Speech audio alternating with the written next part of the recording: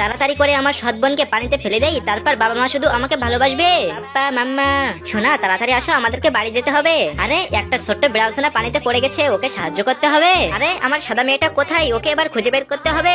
ওগো তিমি মাছ, তোমাকে অনেক ধন্যবাদ, তুমি আমার জীবন বাঁচিয়েছো। ছোট্ট সোনা, তোমাকে একটা দ্বীপে নিয়ে এসেছি, তুমি এখানে ভালো থাকো। ঠিক আছে তিমি মাছ, তুমিও অনেক ভালো থেকো, টাটা বাই বাই। সমুদ্র থেকে আমি একটা ইলিশ মাছ পেয়েছি, এটা ভাজি করে আমাকে একটা রাত ক্ষুধা নিবারণ করতে হবে। ওয়াও, মাছ ভাজিটা অনেক সুস্বাদু হয়েছে। নাম নাম নাম নাম। এই নির্জন দ্বীপে আমার অনেক ভয় লাগছে, আমি তাড়াতাড়ি ঘুমিয়ে পড়ি। আমি হলাম সাহসী বিড়াল ছানা, আমাকে এত তাড়াতাড়ি হার শিকার করে নিলে চলবে না। এই কাঠগুলো দিয়ে আমি একটা নৌকা তৈরি করি, তারপর পাড়ে ফিরে যাব। সাগরে তুফান উঠেছে, সামবডি হেল্প মি। আমি অনেক সংগ্রাম করে বাড়ির রাস্তায় ফিরে এসেছি, এবার আমাকে বাড়ি যেতে হবে। পাপা দরজা খোলো, আমি এসেছি। ওহো আমার ছোট্ট সোনা, তুমি কোথায় চলে গেছিলে? তোমাকে আমি 7 দিন ধরে খুঁজে বেড়াচ্ছি। পাপা তোমরা যখন সামনে হাঁটছিলে তখন আমার সৎ বোন আমাকে পানিতে ফেলে দিছিল।